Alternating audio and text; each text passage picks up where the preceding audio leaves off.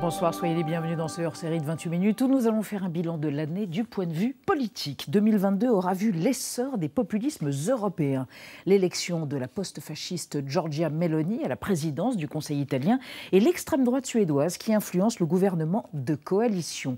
Des populismes de droite mais aussi de gauche avec, chez nous, Jean-Luc Mélenchon, des populistes qui mènent la guerre des idées, la guerre culturelle, notamment par le truchement des réseaux sociaux. Notre invité est Giuliano da Empoli, essayiste, romancier, mais vous le connaissez, intellectuel polyglotte résolument européen, dont le roman Le Mage du Kremlin, une méditation vénéneuse et puissante sur le maître de la Russie et son Raspoutine, connaît un succès phénoménal. Nous reviendrons avec lui sur l'essor donc de ces populismes en Europe et puis nous évoquerons également le trumpisme et le bolsonarisme, pas forcément morts malgré la défaite électorale de leurs incarnations.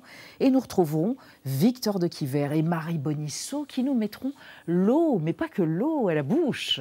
Bonsoir Elisabeth. Bonsoir tous les deux. Quel est le programme? Eh bien ce soir je fais l'éloge du gamahuchage, de la lichette, que dis-je, du cunilingus, Elisabeth. Ah oui? Dans la vie ou au cinéma? Partout quoi. Écoutez, ça n'engage que vous, ou presque. Et vous, Marie? Ben moi, je vais vous organiser tout simplement votre soirée du Nouvel An, sans Michel Sardou, ni Cotillon dedans. Vous allez voir que la fête est plus folle. Très bien. Et nous recevrons dans la deuxième partie de ce hors-série Asma Mala. Elle est enseignante à Sciences Po et à Polytechnique, spécialiste des enjeux géopolitiques du numérique. Et avec elle, nous interrogerons le lien entre complotisme, populisme et réseaux sociaux. Vous avez le programme, c'est parti.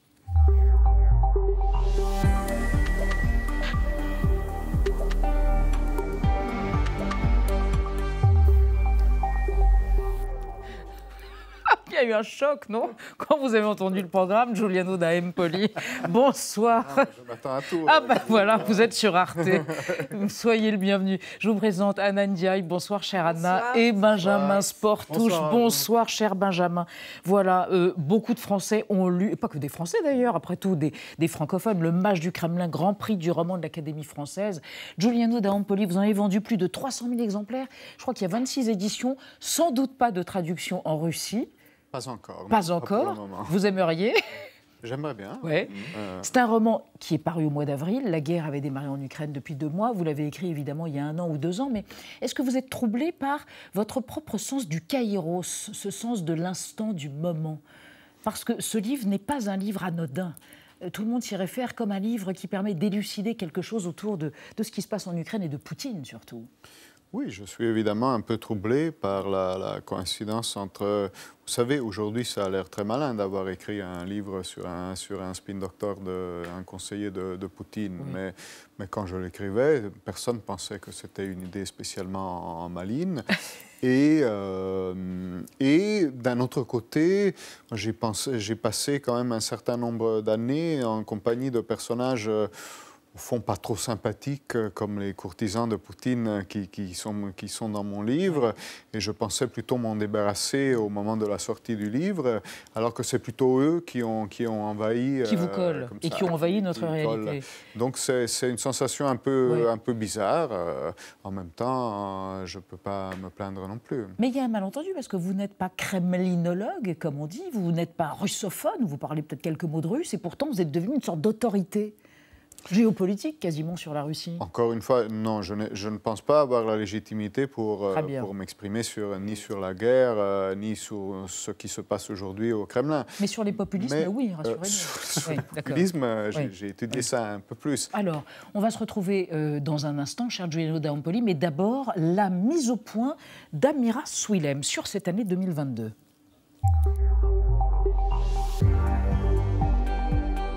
En novembre, Trump s'est trouvé 2 bonnes raisons de se réjouir. La conquête de la Chambre des représentants par son parti républicain et le rachat du réseau social Twitter par Elon Musk.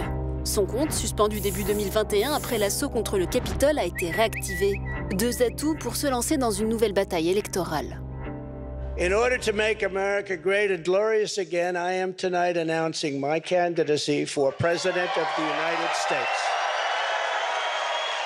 Together we will be taking on the most corrupt forces and entrenched interests imaginable. Un président populiste qui rate sa réélection de peu, on en trouve aussi plus au sud, au Brésil, Jair Bolsonaro. Pendant 40 jours après sa défaite, il s'est muré dans le silence, alimentant la paranoïa de ses partisans qui ont contesté les résultats. Pessoal, quer intervenção federal, porque nós não concordamos com o golpe na apuração das urnas.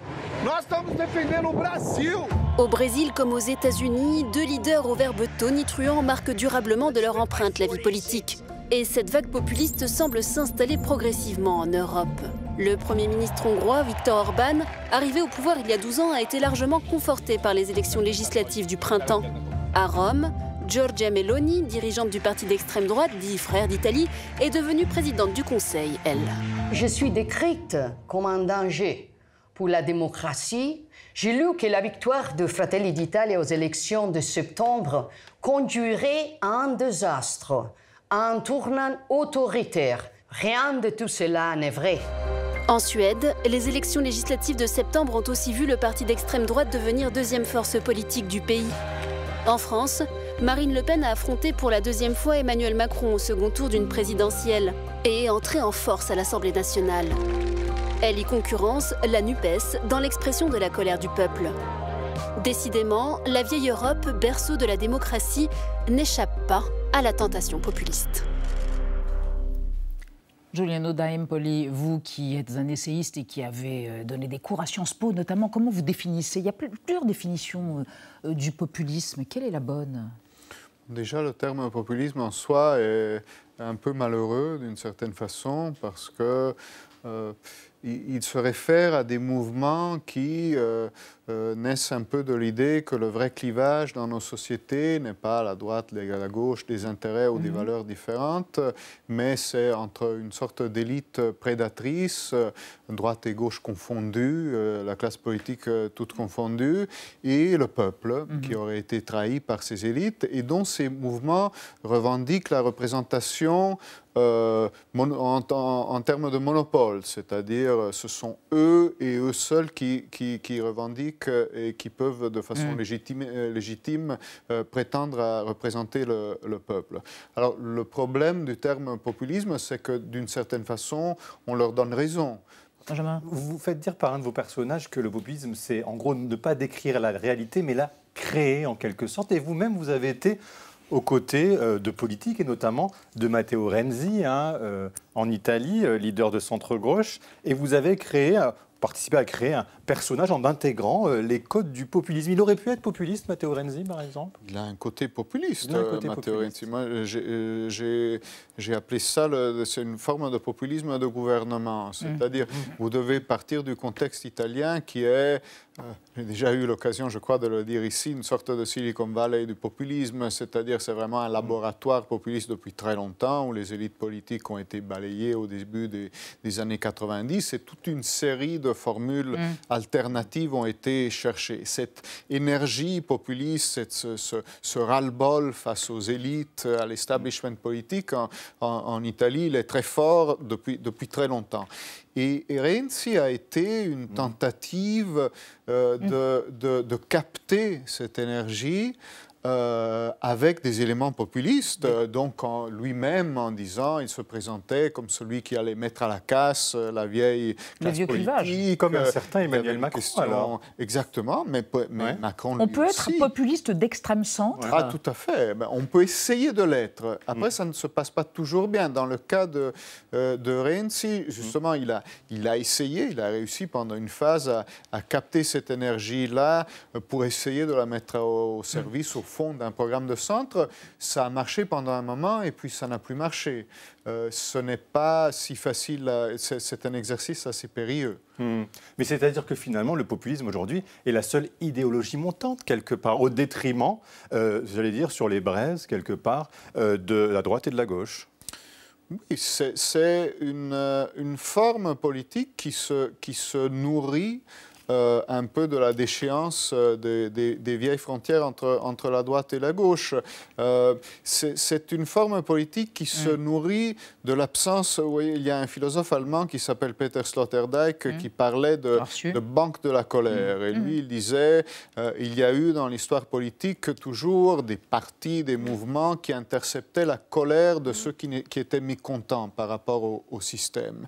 Et ça a été par exemple longtemps les partis de la gauche au cours du XXe siècle dans la majorité des pays européens. À un certain moment, ce ne s'est plus vraiment passé comme ça, parce que les partis de la gauche se sont plutôt alignés au système de marché, parce qu'ils ont adhéré plus ou moins au statu quo, à ce qui existe. Et donc là, du coup, il y a de nouveaux mouvements qui ont émergé, qui ont soulevé de nouveaux thèmes, là aussi, des thèmes dont on parlait peu, des thèmes qui étaient un peu mis sous le tapis et qui exploitent ces colères. Des thèmes liés à la guerre culturelle, des thèmes identitaires, des thèmes liés à l'angoisse économique, l'angoisse du déclassement. Exactement, des thèmes même liés ceux de partout et ceux de quelque part, l'immigration, à l'identité, aux racines, à la sécurité, etc. Toute une série de thèmes qui étaient sous-exploités politiquement. Pas de populisme sans guerre culturelle, c'est ça que vous dites, d'une certaine façon. Il y a d'une certaine façon. Ça fait partie de la panoplie. Ça fait partie de la panoplie.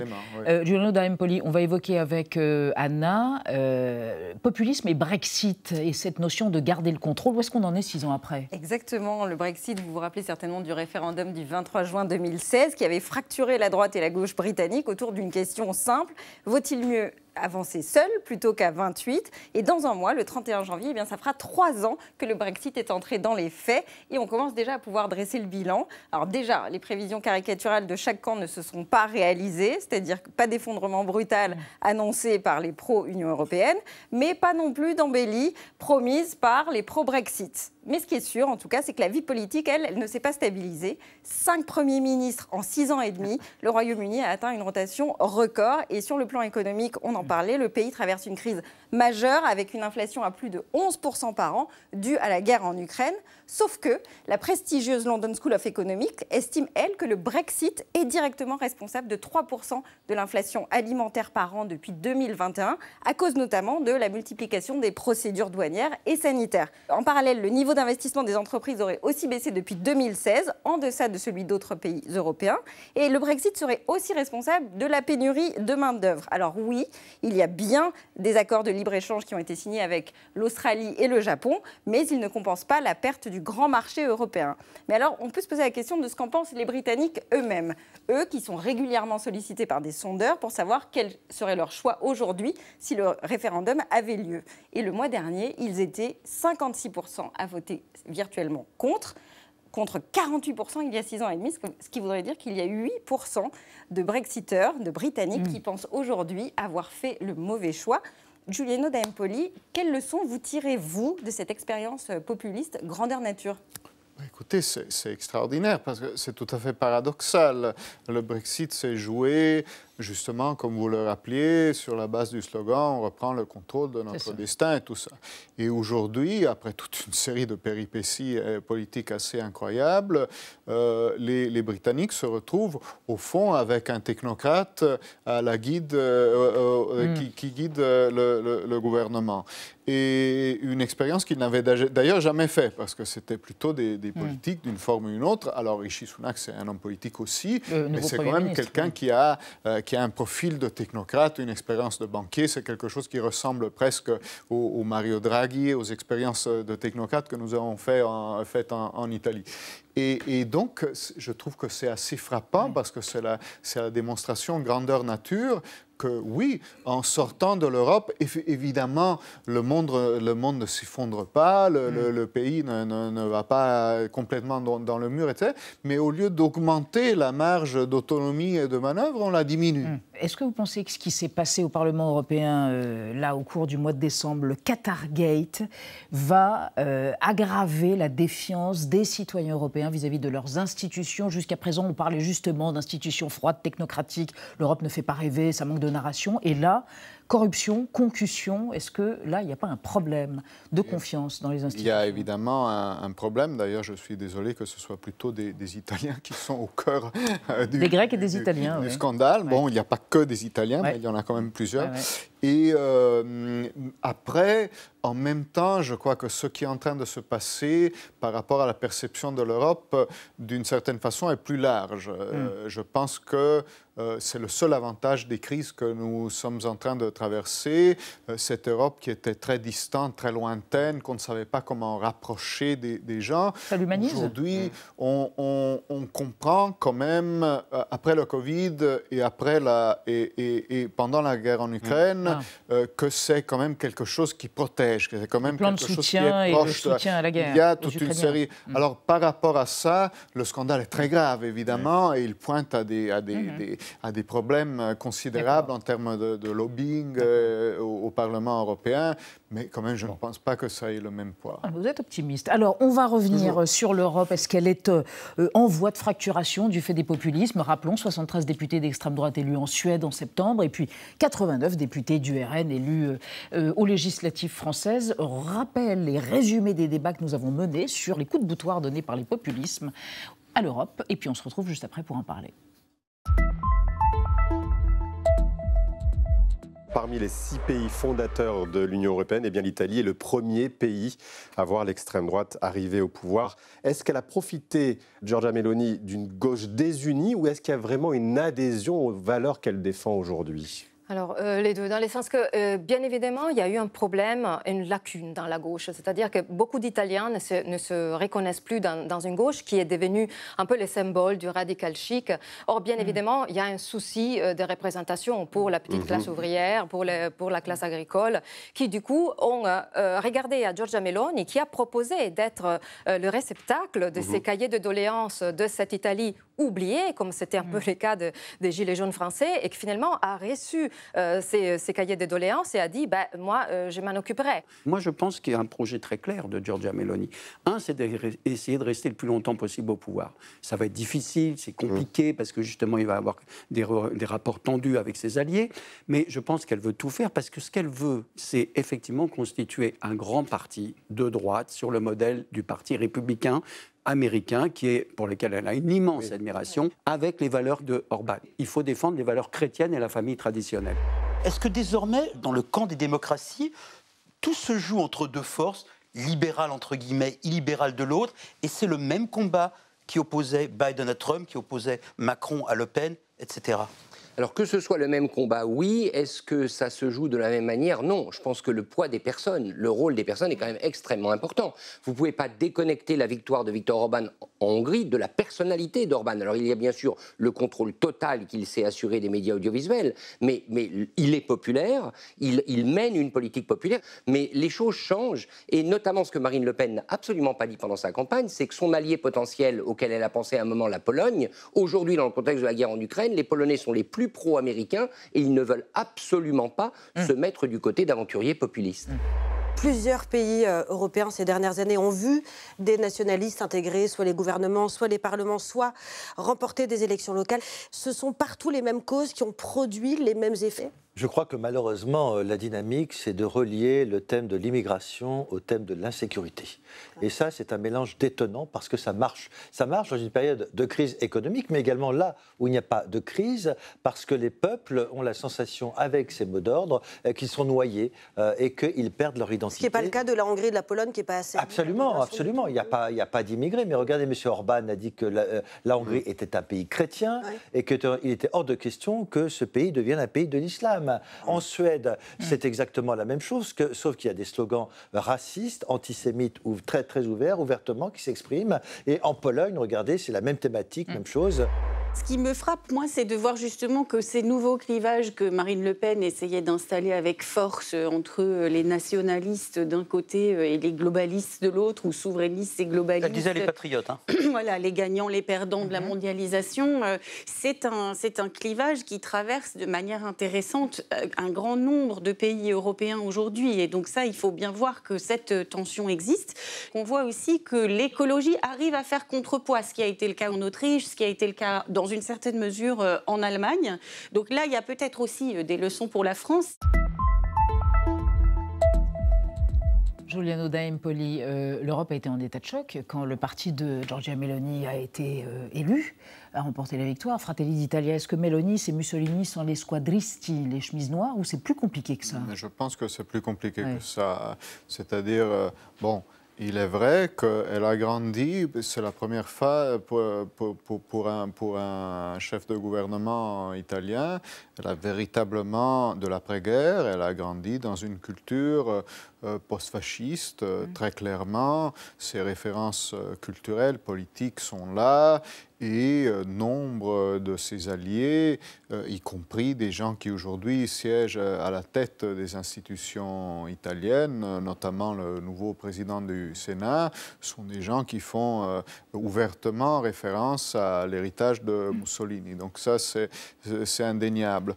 Après, malgré cela, je ne pense pas que ce soit l'explication profonde de son succès.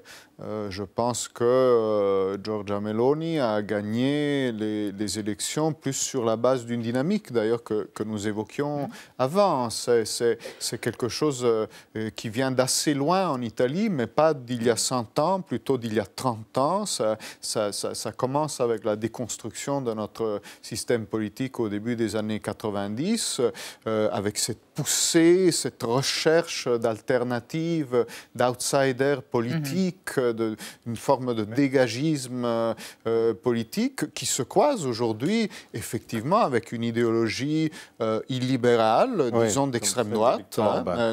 Mais je pense que c'est malgré tout plutôt la première poussée qui est plus importante que la seconde. C'est-à-dire que Meloni, c'était la seule opposante au gouvernement Draghi.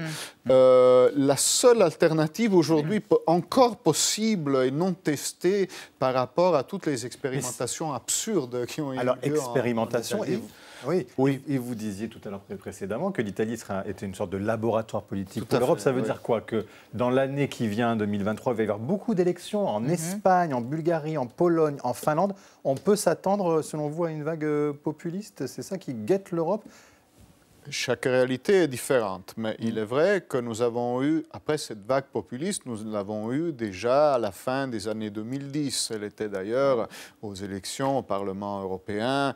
On a eu quand même peur à un moment. Après, la Covid a eu un effet comme ça a calmé le jeu. D'ailleurs, les sujets qui portent les partis populistes sont passés à l'arrière-plan. Ils ont très mal interprété cette phase-là parce que leur instinct anti-establishment, etc., il s'est retourné contre les scientifiques, les médecins, les vaccins, etc. La majorité de l'opinion publique, même s'ils ont eu des sympathisants et tout ça, la majorité des opinions publiques ne les a pas suivis. Donc ça a été une pause.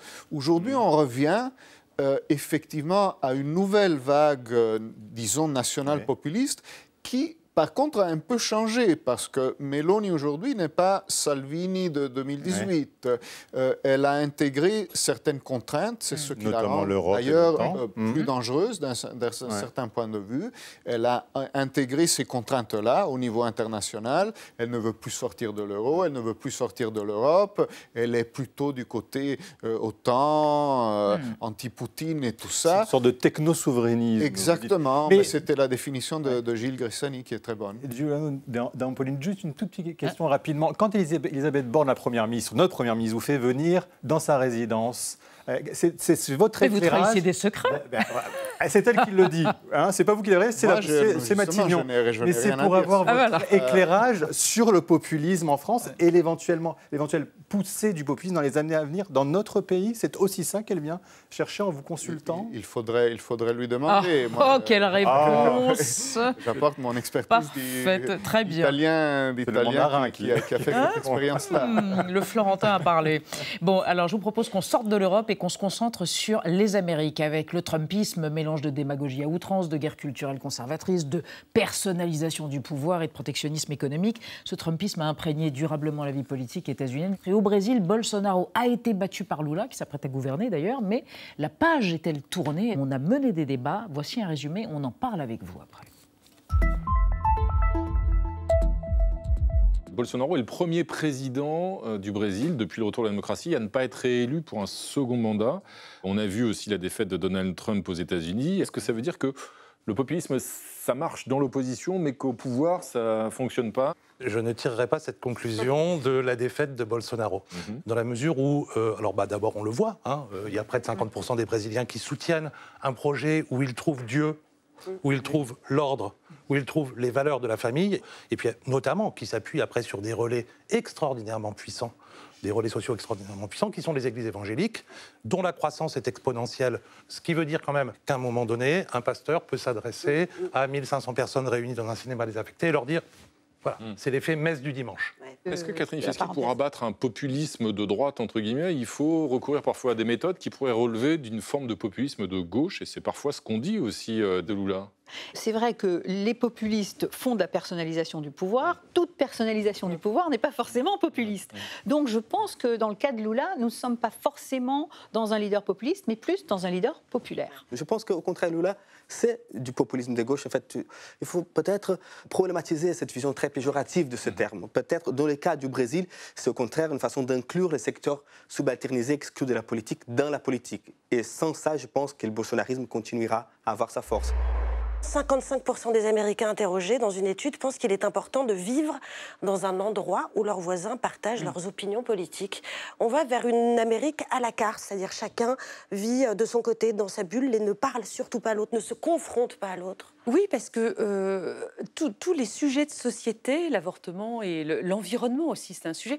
Tous ces sujets-là, ce sont des affaires Dreyfus potentielles pour les discussions de famille, pour les discussions entre voisins, etc. Et donc les gens en ont marre de ce stress.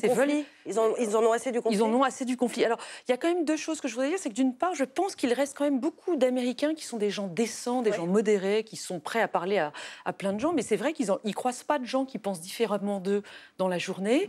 Et en plus, ils ne sont pas du tout audibles dans les médias aujourd'hui. Il y a un paysage médiatique extrêmement violent. Réac contre woke, c'est ce qu'on a tendance à montrer. Pour parler vite, c'est exactement ça. Aujourd'hui, au phénomène que vous venez de décrire, s'ajoute un accélérateur immense qui est l'existence des réseaux sociaux. Les Américains recréent entre eux des bulles, des communautés imaginaires qui s'alimentent, qui s'informent et s'isolent d'autant plus de l'autre par ce moyen. L'idée même de discuter, un des problèmes de wokisme, on ne veut pas discuter. Le wokisme, c'est le progressisme, la défense des droits des femmes, des minorités. Il y a une sorte de complicité entre le wokisme et le trumpisme, au moins en ceci qu'ils refusent la discussion. La discussion est une sorte de menace, c'est une adversité qu'ils ne veulent pas rencontrer. Giuliano d'Ampoli. En même temps, il y a une réalité, c'est que Trump a perdu, Bolsonaro a perdu, de justesse, mais il a perdu. Mais ça veut dire quoi pour vous? C'est que les hommes peuvent perdre, mais leur idéologie leur survivre? C'est-à-dire qu'ils sont battus, mais pas complètement balayés? C'est ça la nouveauté? Tout à fait, je pense que nous sommes très loin de là. C'est-à-dire, bon, d'abord, il y a vraiment des principes fondamentaux de la démocratie américaine et de la démocratie brésilienne aujourd'hui qui sont remis en cause, notamment la passation de pouvoir pacifique à la suite d'élections. C'est plus grave que chez nous. On n'a pas encore d'exemple européen de ça. Espérons de ne pas en vivre. Et puis, ça se fait de justesse, comme vous l'avez dit. Encore au-delà de ça, et je m'interromps tout de suite, la vérité, c'est que nous n'avons pas trouvé d'antidote par rapport à ça. C'est-à-dire, vous aviez de vieux monsieur, donc Biden, Lula, qui viennent par essoufflement de leur challenger, enfin de leur, voilà, des présidents nationaux populistes. Ils arrivent, ils n'ont pas véritablement de nouveaux souffles, de nouvelles formules. Il n'y a pas d'antidote pour l'instant par rapport à la proposition de gens comme Trump ou Bolsonaro, sauf eux-mêmes qui se font du mal tout seuls, mais c'est autre chose. Je vous propose qu'on accueille quelqu'un que vous connaissez, une enseignante à Sciences Po, Asma Mala, qui est spécialiste de la géopolitique du numérique. Vous enseignez, bonsoir Asma Mala, à Sciences Po et à l'École Polytechnique. Et on va évoquer avec vous et avec Giuliano d'Ampoli le lien entre les réseaux sociaux et les populismes, autrement dit, colère et algorithme. Est-ce qu'il y aurait cette explosion que l'on constate et dont on vient d'évoquer l'existence en Europe, et pas qu'en Europe, là, en ce moment, sans l'explosion des algorithmes et des réseaux sociaux, du numérique, en un mot, à ce moment-là? C'est corrélé? C'est corrélé, mais ça ne crée pas. C'est-à-dire que les réseaux sociaux n'ont pas créé la défiance démocratique, la défiance dans les institutions, le malaise, la fatigue. En revanche, ça a amplifié. Et il y a cette expression, alors que Jean-Yves Le Drian avait reprise, mais que j'aime beaucoup et que je reprends toujours. Ancien ministre des Affaires étrangères. Ancien ministre des Affaires étrangères, qui expliquait justement, alors dans le champ vraiment de la guerre informationnelle au sens vraiment large, dire est-ce que ce changement finalement d'échelle signifie un changement de nature dans ce qui est en train de se jouer actuellement? Et possiblement que, en effet, par l'amplitude, le volume et surtout la vitesse. Parce qu'on parle toujours du volume des contenus, on ne parle jamais de la vitesse. Or, la vitesse, c'est le pouvoir. Et ce qui est extraordinaire dans la question des populismes, et plus exactement, pas tant des populismes, mais des conspirationnismes, c'est que, et c'est ça qui est en train de se jouer, notamment aux États-Unis, mais pas que. Vous pensez à QAnon, notamment? Évidemment. QAnon, qui est aujourd'hui... Ce mouvement qui est en train de se structurer comme parti politique, qui présente aujourd'hui des candidats. Alors il faut rappeler ce que c'est, c'est un mouvement conspirationniste, disant qu'il y a des pédophiles satanistes chez les démocrates notamment, et à Hollywood. Ouais. Et puis surtout, ils ont cette vision très anti-système, les contrarians, donc c'est vraiment, on est contre le système, d'une part, avec tous ces narratifs-là, ou ces récits-là. Et vous dites qu'ils sont en train de se structurer en mouvement politique? Ils sont en train de se structurer en mouvement politique. Aujourd'hui, il y a Marjorie Greene aux États-Unis qui est au Congrès et qui a été réélu et qui pousse toutes ces thèses conspirationnistes, anti-système, sur le vol des élections de Trump, etc. Donc elle a mis un peu d'eau dans son vin parce qu'aujourd'hui, elle a besoin d'avoir l'allégeance ou en tout cas l'adhésion d'une partie de ses collègues républicains. Mais ce qui est très intéressant de voir aussi, c'est qu'aux États-Unis, il y a aujourd'hui au sein du camp républicain cette fracture entre l'alt-right, donc vraiment cette espèce de magma d'extrême droite républicain, et puis les républicains mais tous plus les candidats classiques. de QAnon ont été battus quand même, il faut le dire, aux dernières élections. Or Marjorie Greene, oui, à peu près tous, mais et c'est ça qui est intéressant quand on fait un tout petit peu quand on regarde un peu les choses sur le temps long, vous avez raison de le souligner, c'est ce qui est en train de se préparer. Ce qui est en train de se préparer est très très intéressant et inquiétant parce que vu par le prisme des réseaux sociaux, et c'était la question, du numérique. vous avez absolument, c'était la question de se dire, les QAnon aujourd'hui, ils s'organisent et c'est ce que permet les réseaux sociaux, c'est ça que ça permet, de s'organiser en communauté, de créer du lien affinitaire et potentiellement d'organiser des actions, ça c'est d'une part, et d'autre part, vous avez aussi, et c'est lié, il se trouve, toutes les ingérences informationnelles russes, chinoises, qui injectent des narratifs, d'autres éléments de narration, et qui sont récupérés par les QAnon, et qui deviennent organiques. Et de ce point de vue-là, et c'est ce que disait Giuliano tout à l'heure, je crois, quand ça devient organique et anti-système, on a un problème. Et donc, la démocratie est prise en étau entre les ingérences extérieures, le conspirationnisme, une espèce d'international conspirationniste de l'intérieur. Et là, on a un problème. Ne pourrait pas mieux dire, Giuliano D'Empoli. Vous dites, vous avez une comparaison, faites une analogie intéressante. Vous dites que les stratèges du chaos dont on parle, dont vient de parler à ce moment-là, s'inspirent du carnaval italien où l'anonymat, le fait qu'il n'y a plus de spectateurs, tout le monde devient acteur, permet une désinhibition absolue et décomplexée. Est-ce qu'il faut réguler? Est-ce qu'il faut réguler ce numérique dément qui est en train de corroder les démocraties? Ce carnaval furieux et funeste. Tout à fait. Vous voyez, le carnaval, ça va même au-delà de là. C'est-à-dire, le carnaval, c'est une subversion des valeurs. Le faux devient le vrai, le faux devient le vrai, vice-versa, le haut devient le bas, etc. Et donc ça, c'est possible. Ce n'est possible que dans un climat d'échéance extrême où personne ne croit plus aux valeurs dominantes. Et on a besoin de les remplacer par leur contraire. Est-ce que l'Europe doit réguler? Évidemment qu'il faut réguler. Il faut, je pense, échapper à ce piège qui consiste à dire on ne peut pas réguler, on n'y comprend rien, de toute façon c'est trop rapide pour nous, on va tuer la bête, ça marche, ça n'a rien à voir avec le fonctionnement des médias traditionnels, etc. Évidemment que c'est différent et donc il faut être très fin dans la régulation et la première exigence c'est celle de commencer à comprendre comment ça marche et donc une exigence de transparence. Mais après, il faut que tout cela soit régulé. Certes, mais à ce moment-là, faut-il réguler vraiment? C'est une vision assez européenne. Aux États-Unis, on est assez libertarien. On dit qu'on peut tout dire. Pensez à Elon Musk, qui a été le fait majeur de cette année, a pris possession pour 44 milliards de dollars du réseau Twitter et dit moi, je vais laisser tout le monde s'exprimer. C'est la base, l'ADN d'un réseau social. Alors, En France, on va avoir le Digital Services Act qui va entrer en vigueur. Je rappelle simplement les contextes parce qu'il faut absolument avoir ça en tête. 2023, le texte va entrer en vigueur notamment. Ils sont en train, au niveau de la Commission européenne, de finaliser l'architecture de la gouvernance et que ce ne sera pas du tout une mince affaire parce qu'une fois qu'on a les textes, encore faut-il savoir les faire appliquer. La mise en œuvre va être, ça va être la vraie grande question. Musk rigole doucement quand même quand il entend ça. Musk rigole doucement. Est-ce qu'on a inventé en plus la surcouche au-delà du texte réglementaire qu'est le DSA? C'est ce qu'on appelle aujourd'hui la techplomatie. Donc c'est la diplomatie européenne dédiée aux géants, aux big tech, aux géants technologiques. Et donc aujourd'hui, l'Union européenne a son bureau de représentation à San Francisco, il se trouve, au niveau du consulat d'Irlande, c'est pas un hasard. Et donc qui va être en charge aussi de faire le relais vers tous ces big tech en général et en l'occurrence Twitter en ce qui concerne notre sujet. Et plus généralement sur la question de aux États-Unis, est-ce qu'on peut tout faire? D'un point de vue de la loi, oui, tout à peu de choses près, quelques exceptions près, tout est à peu près légal. Sauf que ce qui est très intéressant, c'est qu'aux États-Unis, vous avez une exception, ou en tout cas, la loi et le droit sont quand même au cœur du fonctionnement de l'État américain, mais pas par les ressorts étatistes. C'est-à-dire que ce n'est pas l'État qui va surréguler.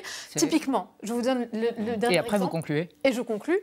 L'actualité récente, la condamnation à des millions de dollars d'Alex Jones, qui était un des grands conspirationnistes, avec des grands sites Infowars de désinformation aux États-Unis, qui vient d'être condamné, non pas par l'État, mais par des gens, des familles de gens qui étaient endeuillés et dont il avait, disons, nié le Qui ont fait une class action. Donc ça viendra des citoyens, quoi. C'est ce que vous... Les citoyens, l'opinion publique et puis les conditions générales d'utilisation.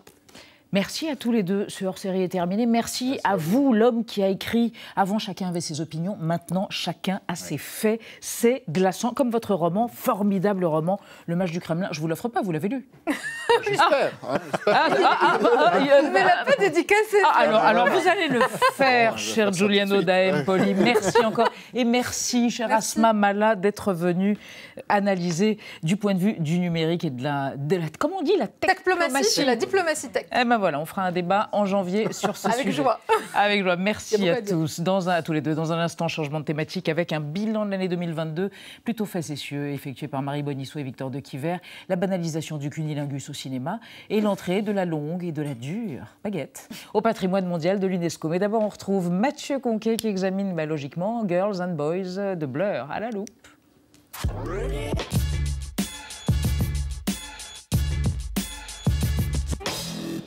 À la loupe aujourd'hui, un tube pour les filles et les garçons.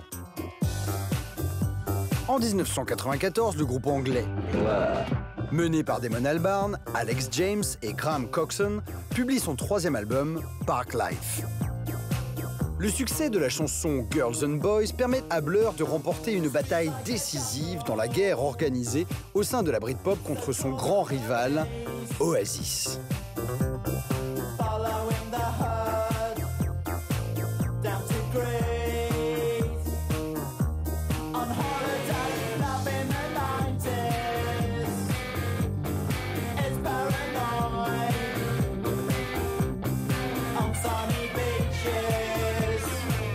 Inspiré par les dérives des jeunes touristes anglais qui débarquent en masse sur les plages de la Costa del Sol au début des années 90, Damon Albarn décrit un troupeau de jeunes gens affamés de sexe.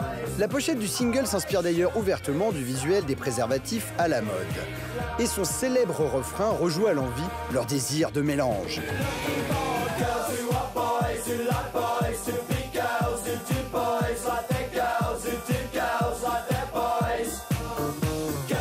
Question donc tout simplement de filles qui veulent des garçons, qui aiment être des filles, qui se font des garçons comme s'ils étaient des filles, qui se tapent des filles comme si elles étaient des garçons.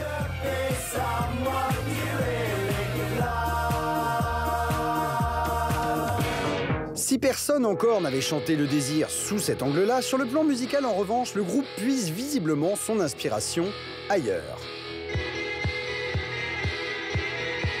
Si l'on perçoit bien sûr des similarités avec la musique de Wire, parue 15 ans plus tôt,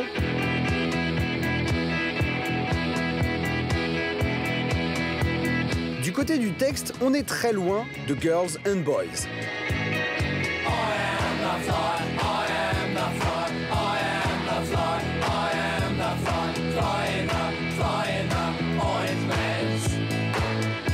Le chanteur Colin Newman répète ici qu'il est une mouche dans une pommade et ne parle que de son désir de se répandre partout et chez tous.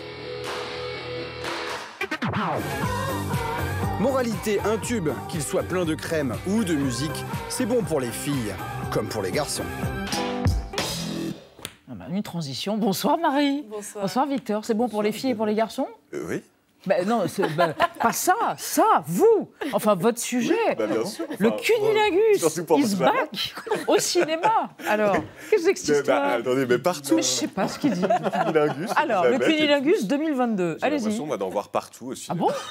Bah, Il est oui, bizarre, ce dans le garçon. film Don't Worry Darling, par exemple, vous dites chez Alain Guiraudy, ou Ouais. dans la série Alain Guiraudy. Les Chroniques de Bridgerton, diffusée sur Netflix. Ouais. Bah voilà, encore et toujours des cunilingus. Du gamahusage. 64 ans, comme on dit, Ah ouais, ouais. la lichette Comme aussi. on disait à l'époque. 64 ans après le scandale, vous vous souvenez, qu'avait provoqué Jeanne Moreau dans le film de Les Amants de Louis Malle en 1958, eh bien, la pratique sexuelle semble s'être banalisée sur nos écrans. Et moi, je me suis demandé d'où elle venait. J'ai appris plein de trucs. Alors J'ai notamment appris que dans la Rome et l'Égypte antique, on ne pratique le cunilingus que lorsqu'on est esclave. Et les historiens racontent aussi que les habitants de Pompéi imposent cette position à leurs pires ennemis pour les humilier. Bon, bah, il y a des sentiments pires que d'autres, hein. Chez les Grecs, c'est un peu différent. La pratique n'est pas mieux vue, mais c'est plus complexe. Pourquoi? Parce qu'on dissocie deux formes de virginité. La virginité d'en haut et la virginité d'en bas. Suivez-moi bien. Si par exemple, un puceau pratique un cunilingus, oui. Alors, il reste vierge d'en bas. Mais il risque d'être traité de prostituée d'en haut. C'est le cas notamment de Démocharès. Alors, c'est un homme d'État qu'un philosophe insulte publiquement en l'accusant d'avoir ainsi contaminé son haleine. Bon. Pratiquer la lichette, hein, c'est comme ça qu'on disait naguère aussi, peut néanmoins procurer d'étranges pouvoirs. Ça, c'est Aristophane, le poète, qui décrit un célèbre musicien qui aurait reçu la grâce de l'inspiration après avoir, je cite, souillé sa langue et sali sa moustache en léchant la rosée Je cherchais la contrepétrie, mais il n'y en a pas. Non, il n'y en a pas. Okay. Alors, faut un. Bon. Alors, même genre d'insinuation au IIe siècle. Là, c'est celui qui écrit le premier ouvrage traité d'interprétation des songes. Il écrit que de rêver de cunilingus est un bon présage. Pourquoi?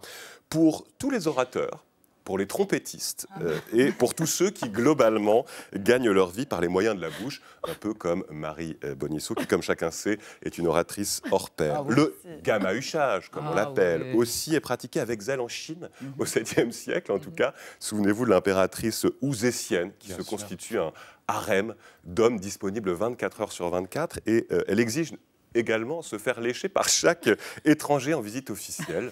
En voilà ambassadeur, plénipotentiaire et autres. ambitieuse, bah oui. Malheureusement ou heureusement, la réalité depuis les anciens a bien changé. Selon un sondage paru en 2019, 9 femmes sur 10 ayant eu un rapport sexuel hétérosexuels confessent s'être fait gâter au moins une fois dans leur vie par leur partenaire, dont 4 souvent. Bonne fête de fin d'année à tous et à tous. Jouez au bois, raisonnez trompette. Et vive la lichette. Alors, chère Marie, on l'ouvre en deux et on se régale. La baguette.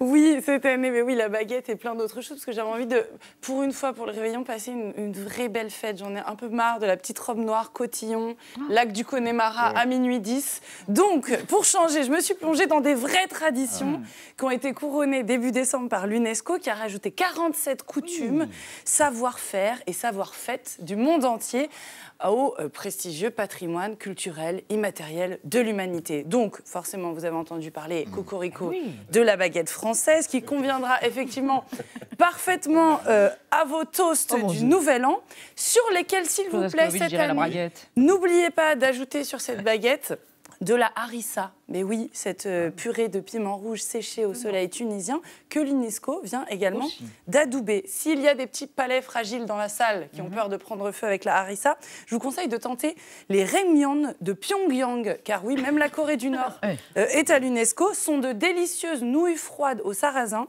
que l'on déguste.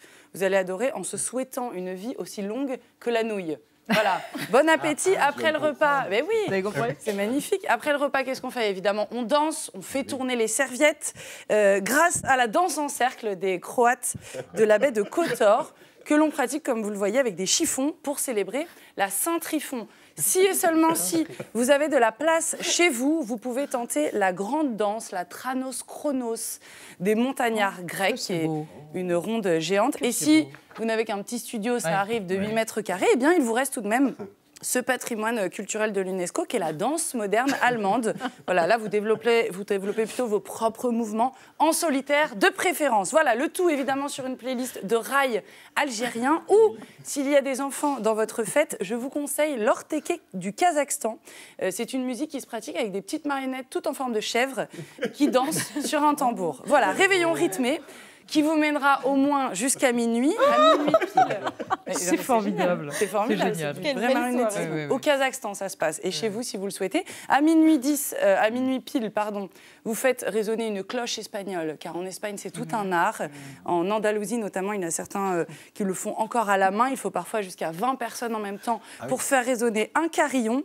Reste une dernière question, la plus sensible. Une fête déguisée ou pas. Ça, oui, vous voulez. Bon, bah, c'est parfait, Victor. J'ai le costume pour vous. Mais bien sûr, l'UNESCO m'a fait découvrir la fête de l'ours. Qui se pratique. Non, c'est la fête de l'ours dans quelques villages en Andorre et dans les Pyrénées français.